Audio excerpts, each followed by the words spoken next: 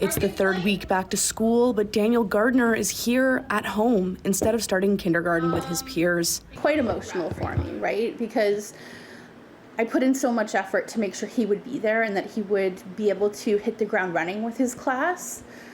Daniel is blind, has autism, and epilepsy. Gardner says she first contacted the school district this past January to explain her son's needs, but she says it wasn't until the first day of school that she was told he wouldn't be starting with his peers and was informed the next day that no EA had been hired.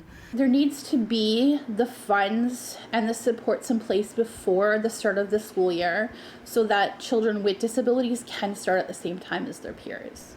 The school district says part of the problem is the struggle to find qualified EAs, saying in a statement, while the district continues to actively recruit and train staff for our learners with diverse needs and disabilities, staffing shortages are impacting both public and private education and other sectors across the province.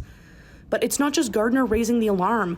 QP 606, representing school district support workers, says that EA hours are being cut and that retention wouldn't be such a big issue if EAs were compensated fairly. And most of our EAs are working 2-3 jobs all the time. It's really hard. We want to see some true investment in EAs. I know the trustees were being told by senior management that, we just have to hire more EAs.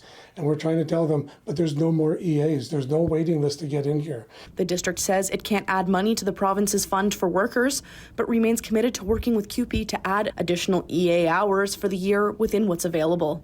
Meanwhile, Gardner says the district offered to reallocate another child's EA for 2 days of the week, which she says is frustrating given the months of prior communication. This is a systemic problem that every single child with a disability is facing on one level or another, whether it's as significant as my son being fully excluded from the start of school, or whether a child is being left out of a field trip or accessing an activity or learning a specific subject. She says she's still waiting to hear when her son can finally head off to kindergarten. Claire Palmer, CBC News, Nanaimo.